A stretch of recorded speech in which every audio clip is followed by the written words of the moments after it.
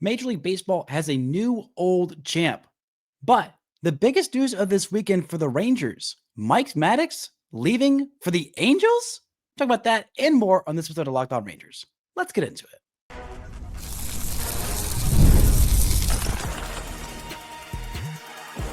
You are Locked On Rangers, your daily Texas Rangers podcast, part of the Locked On Podcast Network, your team every day.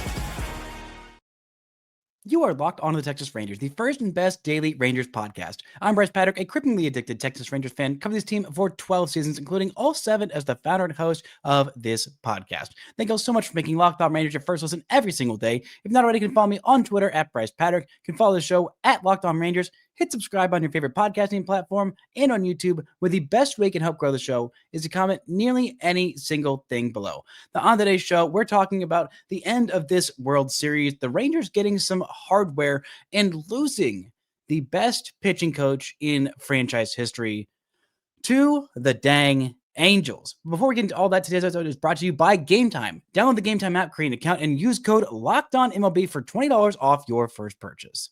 Now, of course, there was a World Series champion crowned this weekend. There was a Game 7 that happened. I'll talk about that later on. And I guess it was technically the same champion that was recrowned after they won the second straight World Series and the first repeat champion since the Yankees back in 1998 to the year 2000.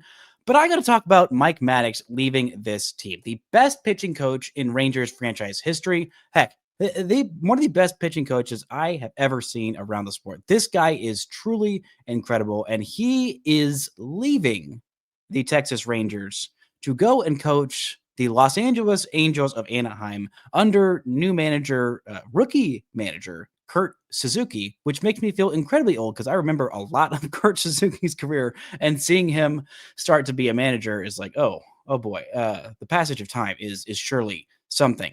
But this does not make sense to me. Not Mike Maddux leaving. That was a possibility once Bruce Bochy was asked to no longer, or I guess mutually decided to no longer be the next manager of the Texas Rangers. But it did not feel like Mike Maddux was going to leave after he stayed on so long. And Mike Maddux is coming off of the best season of him being a pitching coach in franchise history. I mean, he did incredible work in 2023. He did a pretty good work in 2024, but this year was just the crowning jewel. This was the best pitching staff in all of baseball by ERA. I mean, best pitching in all of baseball. The Rangers have never, ever been that. They've never been close to a pitching juggernaut, and that's what this team was this year.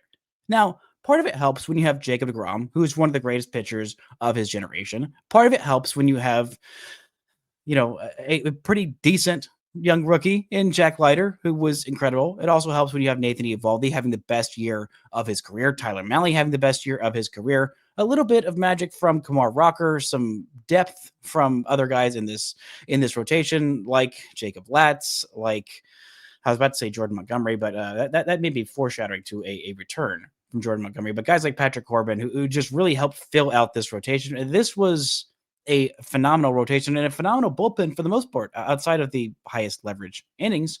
But guys like Sean Armstrong, Hobie Milner, Jacob Webb, Robert Garcia, Chris Martin, I mean, this was just a really darn good pitching staff up and down this team. And for Mike Maddux to leave is devastating because Maddux has been with this Rangers team. The second stint has only been 3 years, but he was the best Rangers pitching coach in franchise history before he was the pitching coach when they won their only World Series championship, because from 2009 to 2015, he was also the Rangers pitching coach before he spent some time with the Nationals and with the Cardinals. But of the Texas Rangers teams in franchise history that have won a single postseason series, have won any postseason series at all, Mike Maddux has been the pitching coach for all of those teams.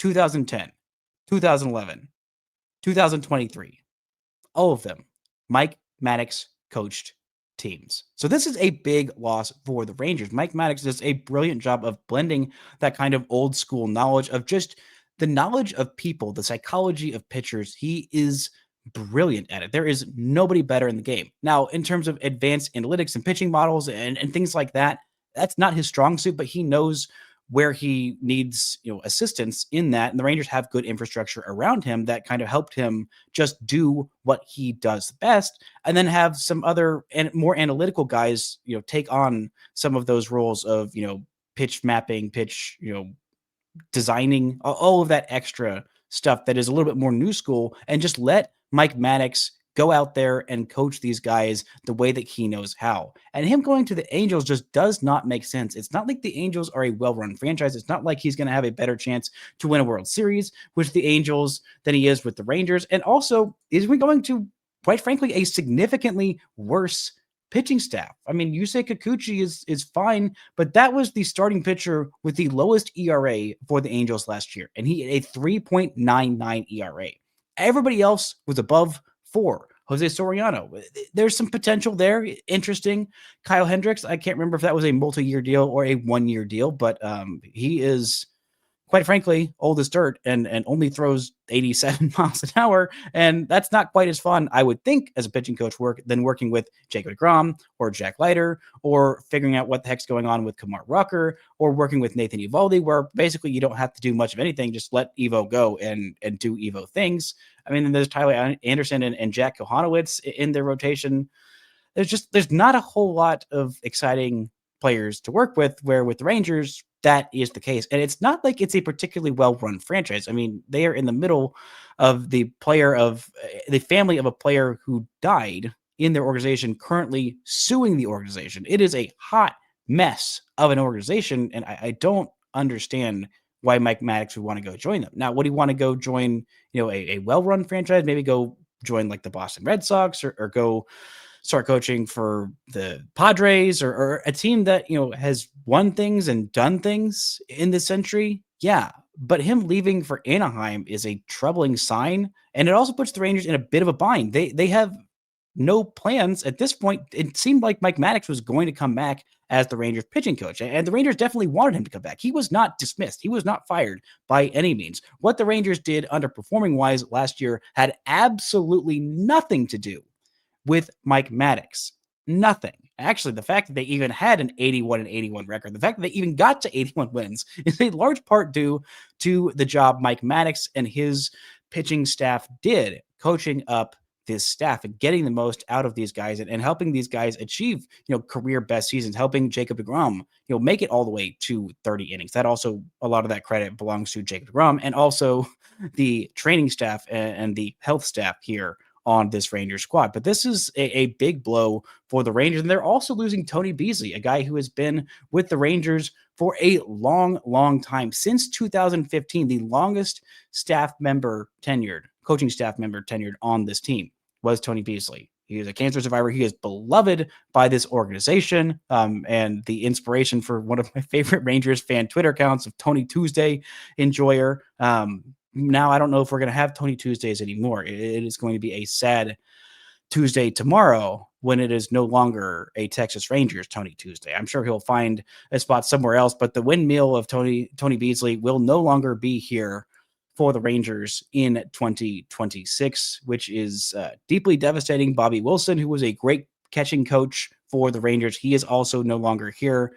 These are none of the coaches that I wanted to be gone. Not that I wanted anybody gone from this Rangers coaching staff, but if the hitting coaches decided to just move on, the Rangers just overhauled that whole dang thing to kind of figure out what the heck was the problem with this offense. I think that might be more fruitful than losing the coach of the one part of this organization that actually did well last year in the pitching. But this is a blow for the Texas Rangers, losing Mike Maddux. I wish him the best. But it seems like Corey Ragsdale will move over across the diamond. He will go and be the Rangers' third base coach. He's been the Rangers' first base coach for quite some time. He's also working with the infield coordinators. It seems like he's staying. I haven't heard any news about what's happening with the hitting coaching staff, but the Rangers are going to maybe look to Jordan Teagues, who was their bullpen coach this year, to maybe move into a pitching coaching role. Maybe they will look at some former pitching coaches of Skip Schumacher to come in and be the Rangers' new pitching coach. I'm not exactly sure what they're going to do, but because all they waited this long, because Maddux waited this long to make this decision, the Rangers couldn't get ahead of the coaching search and go and get a guy before anybody else was really looking for a pitching coach. So this is a tough look for the Rangers. And one last bit of news before we look a little bit more at this World Series and the Rangers being the last team not named the Dodgers to win a ring. Marcus Semien wins a Gold Glove at second base, his second career Gold Glove at second base. This is a little surprising for me. I thought Andres Jimenez was going to run away with this award because Andres Jimenez is absolutely incredible as a defender. Maybe because Andres Jimenez played a little bit more shortstop this year than he did second base, and Marcus Semien was just there planted at second base. Maybe that's why he took home the award, but none of the other four Gold Glove finalists for the Rangers took home an award. Max Fried won the pitcher Gold Glove, so no Jacob deGrom. Bobby Witt Jr. won the shortstop award, so none for Corey Seager. Stephen Kwan has won every single Gold Glove since he's been called up in left field. Maybe Wyatt played too many games in center to be considered there. And then Wilyer Abreu in right field for the Boston Red Sox took home that award, and not Adolis Garcia. So the Rangers, with the best defense in the history of Major League Baseball by fielding percentage, end up with one Gold Glove winner. That's a little surprising. That's a little shocking, but hey, those other award winners are very deserving. The Rangers had a very good defense this year, and shout out to Marcus Semien for winning his first Gold Glove as a member of the Texas Rangers. Coming up, we're going to talk a little bit about this World Series and the implications it might have for the entirety of Major League Baseball, because they're pretty drastic. All that and more right after this. This show is brought to you by FanDuel. The NBA is back, and there's no better place to get in on the action than FanDuel, the official sports betting partner of the NBA. Even if you miss the start of the game or you want to ride the hot hand, FanDuel has live bets on everything from who will score next to fourth quarter comebacks. Plus, you can even combine your bets for a same game parlay for a bigger shot at a bigger payout. Let's look at some of these FanDuel odds. Let's see. The World Series odds for 2025. Wow, shocker. They are closed. I don't think you can bet on that anymore. But for 2026, already got some odds up there for the next champion. The Dodgers are favored. They have the best odds by far. They have double the odds of the New York Yankees, who are the second favorite to win the whole dang thing in 2026. Dodgers at plus 350, Yankees at plus 700. Rangers are still way down there below the Reds, Giants, Royals, and Guardians. Wow, that seems a bit dramatic. But right now, head to FanDuel.com, and new customers will get $300 in bonus bets when your first $5 bet wins. So head to FanDuel.com to sign up and play your game with FanDuel, the official sports betting partner of the NBA. Shout out to the Everydayers making Locked On Rangers your first listen every single day. On tomorrow's show, I'll be looking at the top tier starting pitcher free agents on the market, if they could be a fit for the Texas Rangers, and which one of those I would prioritize if I were Chris Young spending someone else's money on the Texas Rangers baseball team. But the Dodgers have unfortunately won yet another World Series. It is so annoying, so boring. Of course, the team that everyone picked as the runaway favorites to win the World Series at the start of the year end up being the champions. And my preseason pick of the Rangers over the Atlanta Braves in the World Series ends up looking quite stupid, because neither team really came close to making the World Series. But this was an incredible World Series. I mean, truly one for the ages. This might be the best World Series in my memory. I know a lot of us probably were not rooting for the Dodgers. Maybe you were rooting for the Dodgers because, you know, Clayton Kershaw was on his last ride and he is a local boy. Maybe you felt bad for all the things that are going on in Alex Vesia's life. It seems like he is going through a personal family tragedy and he could not be a part of this World Series. Wishing him and his family the best. Or maybe you just still are bitter against the Toronto Blue Jays because of 2015 and 2016. I wouldn't blame you. I don't feel the same way because nobody on that team is even still in the majors, I don't think, anymore at this point, after Kevin Pillar ended up retiring at the midpoint of the season. But this was truly a beautiful, incredible World Series. And I missed most of Game 7 because I was in a wedding for one of my best friends in Lubbock. But thankfully, I was able to watch the 9th inning and beyond. Got back to my hotel room right at the top of the 10th inning. So just in time to see some extra innings, and what an extra inning performance it was. I mean, Yoshinobu Yamamoto, I cannot say enough about him. I am so glad that they did not just gift the World Series MVP to Shohei Ohtani because he hit several home runs and pitched okay a couple of times. This was absolutely Yoshinobu Yamamoto's award to lose. When you pitch on back-to-back days and you are a starting pitcher, that is unheard of in this day and age. Unheard of in this day and age. I mean, truly unbelievable. Going 6 innings in a game 6 for the Dodgers won to force a game 7, and then to close it out 2 2/3 innings, 2 2/3 innings in relief after you had just thrown, what was it, 95 pitches quite literally the day before? Yeah, 6 innings the day before, 96 pitches, 6 strikeouts, just 1 run, literally the day before. And then he comes in and says, hey, what if I go ahead and throw in relief? And you know what? He might have gone even further into this one if they needed him to. But I mean, this is unbelievable. I mean, this was not a good start from Shohei Ohtani early on in this game, not even making it through 3 innings. I thought it was a little surprising that Ohtani was scheduled to throw game 4 of this World Series, where if you threw him in game 3, then on game 7, he would be on a full normal rest and he could have maybe gone a little bit deeper into this game. But I mean, seeing the just sheer amount of starting pitchers in this game, like Snell going in the third, Emmett Sheehan going an inning, Tyler Glasnow going 2 1/3 innings. I mean, Wrobleski, who's been in relief but is still a starting pitcher. I mean, literally 5, 6 starting pitchers all used in this game. I mean, it was unbelievable, going back and forth and back and forth, and a lot of bad hitting with runners in scoring position. Basically, just the home run ball saving the Dodgers multiple times. And also, I know that the Dodgers have won now their second straight World Series, but some Will Smith in Major League Baseball has now won 6 straight rings from 2020 to 2025. There has been a Will Smith that has won a World Series. Now, this Will Smith has won exactly the same amount as the other Will Smith, the reliever Will Smith, who won one with the Braves in 2021, 2022, and 2023 with the Rangers.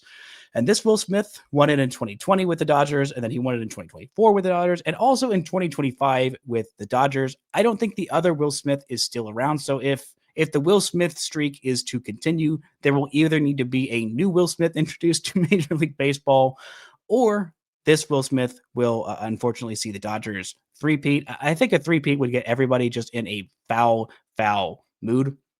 But the critical moment of this game 7, a moment that, you know, John Schneider did a good job for the most part managing this Blue Jays team, getting his team, getting the vibes high. I mean, it felt like a vibes-based Toronto team that was just vibing their way through the playoffs. I mean, they are a talented team. They are a good, deep offense. They have a decent starting rotation and some pieces in the bullpen that at times can be good, do have good raw stuff. And as we've seen with the Rangers in 2023, if you have some relievers that can chuck it up there with some nasty stuff, even if they are inconsistent, all they have to do is be incredible for a month and you get yourself a World Series championship. And they were this close. I mean, this close to taking home the whole thing. But I thought pinch hitting Nathan Lucas Davis Snyder for Nathan Lucas was a mistake. I think you just keep Nathan Lucas in there, give him a shot to make a difference. He is an incredible hitter. He's still pretty good against hitting lefties. And then you could save Miles Straw for a pinch running emergency, which in a game like this, having a guy like Miles Straw to just come off the bench and be a pinch runner is a huge, huge asset. I mean, late on this game when Bo Bichette ended up reaching base another time, and then Isaiah Kiner-Falefa pinch ran for him, made his way all the way to third base with the bases loaded, and Miguel Rojas nearly misplayed a ball. I mean, a truly tough play. What should not have been charged an error, even if he did not make the play. But had Miles Straw been in there, or had Isaiah Kiner-Falefa gotten a better secondary lead with the bases loaded in extra innings, he needed to get a better secondary lead in that moment. I don't know what he was thinking. The third baseman was playing way off of third base. And when you're at third base, like your entire job, you could win the whole dang thing if you just run the bases a little bit better. And the entire World Series nearly ended on a replay review. It was the right play. Isaiah Kiner-Falefa was out just barely, but Miguel Rojas coming in with a huge home run to tie the game, send it to extra innings, because the Blue Jays were just on the verge of winning the dang thing in regulation, as they say in other sports, or in 9 innings, as we say in this sport. And just that little thing here or there could have made such a big difference. And if Miles Straw was running, heck, maybe would have seen Miles Straw at third base with less than 2 outs. Maybe a sac fly would have happened. I don't know what exactly would have happened. A tough day for Dalton Varsho, who had some big opportunities, and just some really bad hitting with runners in scoring position for both teams. I mean, the Blue Jays were 3 for 17 with RASP.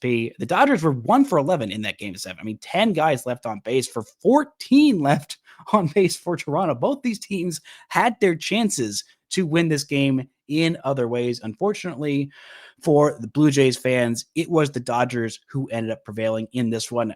This is an all-timer, and Max Scherzer starting in a game 7 for 3 different teams, starting the ALCS game 7 for the Rangers in 2023, starting World Series game 7 for the Nationals in 2019, and starting World Series game 7 for the Blue Jays in 2025. He nearly got his 3rd ring with 3 different teams. He has 4 World Series appearances with 4 different teams. He has a ring in the National League, a ring in the American League, and I was really rooting for Max Scherzer to get that final ring. But this was a truly exceptional World Series for the agent. I didn't even mention Trey Savage, who had just been brilliant in game 5. I mean, that guy is a rising star. That is going to be one of the top pitchers, I think, in the game next year. Maybe that's a bit premature after just an incredible postseason run. But if you have the kind of performances that Trey Savage did in the postseason, I mean, it is really hard to not jump ahead of myself and think next year that is the for sure rookie of the year, because he still has rookie of the year eligibility. It's kind of like a Randy Arozarena type run, but for a pitcher. This was a magnificent postseason. But unfortunately for Major League Baseball and fans of Major League Baseball, it might have some really bad implications for the future of this sport because the Dodgers won back-to-back World Series. We'll talk about what that is and why right after this. This show is brought to you by Gametime. The NFL season is back, and honestly, there's nothing better than being in the stadium surrounded by fans and cheering on your team. But let's be honest, getting tickets can be a hassle. Between queues, login screens, and prices jumping at checkout, it is so frustrating to get tickets. That's why I use Gametime. It's the app that gives the advantage back to fans. Gametime is fast, it's easy, and it's backed by the Gametime guarantee. You'll always get 100% authentic tickets delivered on time and at the best price. Plus, all the fees are included, so the price you see is actually the price you pay. The app made it super simple. You can easily see an exact seat view from your seat, so you know exactly what you're going to be looking at once you get into the stadium. I love zone deals. You can pick the section, and Gametime picks the seats, and you save big. So download the Gametime app, create an account, and use code LOCKEDONMLB for $20 off your first purchase. Terms apply. Again, that's promo code LOCKEDONMLB for $20 off. Swipe, tap, ticket, go. Download Gametime today. Shout out to the Everydayers Banking Locked On Rangers, your first listen every single day. On Wednesday's show, I'm planning on talking about some mid-tier starting pitching free agents, who the Rangers could target that makes probably maybe more sense for their budget. All of that on Wednesday's episode of Locked On Rangers. Now, the Dodgers become the first team to repeat as World Series champs since the Yankees at the turn of the century. We had nobody repeat in 25 years, and there weren't all that many teams that got particularly close. I mean, if you only count even years, then you have the Giants repeating back to back to back, but that's not how these things work. But the Dodgers being the favorites, being the juggernauts, being the team that a lot of these small market cheapskate owners who can afford to pay a lot more on their payroll than they actually do, screaming, "Wah, this ain't fair. Wah, big team spent more money. Wah, I don't want to pay my players." Wah.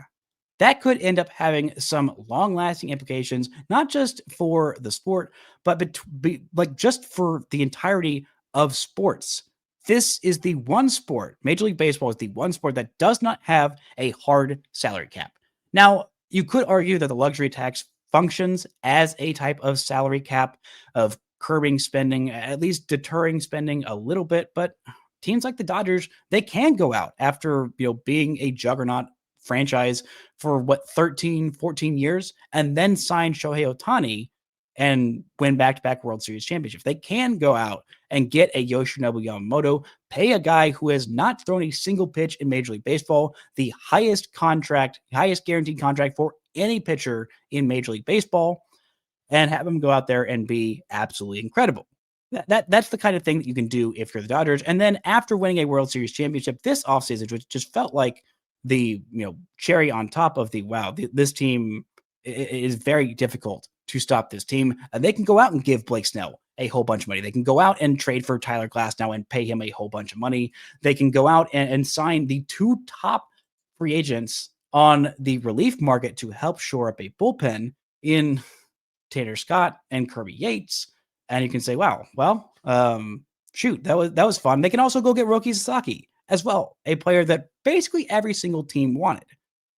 And they can end up winning back-to-back World Series titles. But this was not a juggernaut team. This was not the team that we thought we were going to see at the start of this season.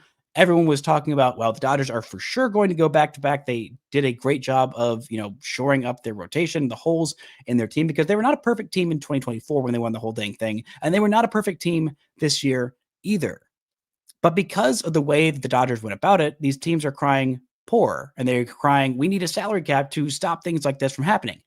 But the Mets spent plenty of money in the last couple of seasons. They spent nearly it'll probably end up being $800 million on Juan Soto with all of the escalators and things that went into that contract. They got in a bidding war with the Yankees, who also spent a whole bunch of money and did not make it past the Blue Jays, who are not a small market team and are still spending quite a bit of money, but were by no means the favorite. This is a 94-win team versus a 93-win team in the World Series, and the Dodgers were the 93-win team. There was a chance if the Padres did not poop their pants all the way down the stretch, that the Dodgers did not even win their division. That was possible. That was very much on the table. They were not one of the two teams with the best records in the National League, and they had to play in that wildcard series. Technically, a couple of bad games could have sunk them if the Cincinnati Reds had gotten their stuff together and taken the bats out off their bench and done something, done anything. It actually swung the bats well against the other team. But that is not how things work. And after 2026, the reason why this could be pivotal in the future of this sport and sports in general is that the labor negotiations are going to kick up very badly in these next couple of years. This has been kind of the tipping point that we have seen. There was a lockout before the 2022, right after the 2022 or 2021 season, where there was a 5-year deal in place. There was labor peace, but we were on the verge of missing time in the Major League Baseball season in 2022. We had a shortened preseason, a shortened spring training. It was a bit of a mess. There was a lockout from December 1st, I believe it was, all the way until the midpoint in March. That ended up leading to a lot of pitcher injuries, not having a normal offseason, and the talk of that, the sticking point of that was wanting an international draft and also wanting to institute a salary cap. Major League Baseball's Player Association, the union for players, is very, very proud that they do not have a salary cap. They do not limit the spending, the earning potential of their players. That has been a big, big point of pride for this Players Association and something that they are not going to budge on. That is a non-starter for them. And owners are very badly wanting to institute a salary cap. Now, Major League Baseball might be smart. The Players Association might be smart and say, hey, if you're going to institute a ceiling, you have got to institute a floor, because I think that is a much bigger problem for the sport of baseball in the long term of teams like the Pirates and the Rays and the Guardians and the Brewers, who, well, the Pirates don't do a good job of actually developing winning players, but these teams that just do not shell out money at all to the detriment of their franchise. The Pirates are really a prime example of that, of never, ever, ever spending money. And they have maybe the best pitcher in the sport, who is incredibly young and incredibly talented in Paul Skeens. And they are doing a huge disservice to the sport of baseball, to Paul Skeens, to everybody in the city of Pittsburgh, whether they're a Pirates fan or not, of not investing in that team around him. I think that is a huge issue that is ruining the sport way more than the Dodgers going and spending on a bunch of these guys, because even if they do spend $1 bazillion, it's not a guarantee that all of them will work out. Remember how I talked about the two guys that everybody wanted on the relief market last year, Tanner Scott and Kirby Yates? Yates coming off of a season that was unbelievably good with the Rangers. Unbelievably good. A 1.12 ERA, a below 1.2 ERA, and he had a 5.2 ERA this year in 50 games and 41 and third innings. And he was hurt and he was bad. And he's going to be a free agent again this offseason. And maybe the Rangers could buy low on him, turn him back around, and then see if they could do something else with that. But Tanner Scott signed a 4-year, I believe, $60 million deal this offseason. He had a 4.7 ERA, a negative 0.6 baseball reference WAR. He had 23 saves, and he just could not stop giving up home runs, could not stop blowing saves. That was a guy that everybody wanted, the highest paid reliever on the market, and he was garbage. Heck, all these starting pitchers who they traded for and signed to these big old deals, they did not get all that much out of them. They really didn't. I mean, Clayton Kershaw had the second most innings for any Dodgers pitcher this year. Dustin May had the third most, and he is no longer on this team. Tyler Glasnow had 18 starts and 90 innings. That was the fourth most by anybody. 90 innings was the fourth most. The second most was 112.2. And from age 37, Clayton Kershaw, who did a decent job in that. And Blake Snell only made 11 starts. 11 starts this year. It was just a matter of timing of all of their players getting healthy for the postseason, having all these different weapons. And heck, Tanner Scott wasn't even on the roster. Heck, Kirby Yates wasn't even on the World Series roster. I don't think Tanner Scott was on any of these postseason rosters, or Kirby Yates. Now, Kirby Yates was dealing with an injury, and Tanner Scott was just bad. But this is a thing that could very much impact the sport, because after the 2026 season, the agreement, the CBA, the collective bargaining agreement that lets the players and owners have a set of rules that they have agreed upon is up. It's up after 2026. And this has been looking at like the 2027 season may not happen. The lockout may be so bad that they miss an entire season. And if you were alive back in 1994 and you were paying attention to baseball, I was alive in 94, but not paying attention to baseball. That season, that lockout season, that end of the season, there was no World Series champion that year. That killed off so much momentum for the sport. I mean, so much momentum. If you have an entire season where all these players in their primes are not playing baseball, you are losing sport momentum as a sport. People will start forgetting you as a sport. They will stop caring. They will stop investing. They will stop paying attention. They will stop coming to games. They will stop spending their money. And it is incredibly stupid and short-sighted by ownership, who is probably going to institute this lockout to try and implement, just shove in this salary cap, that we might lose the entirety of the 2027 season, and people might just stop caring about baseball. It is going to very much financially impact myself, other people who are content creators who are make a living based on baseball happening. So congratulations to the Dodgers, and all that talk of Dave Roberts saying, yeah, we want to ruin the sport of baseball. He may be thinking something different when we come to 2027 in April and there is no Major League Baseball season. That's going to do it for today's show. Thank you all so much for listening and subscribing. And until next time, don't forget to enjoy baseball.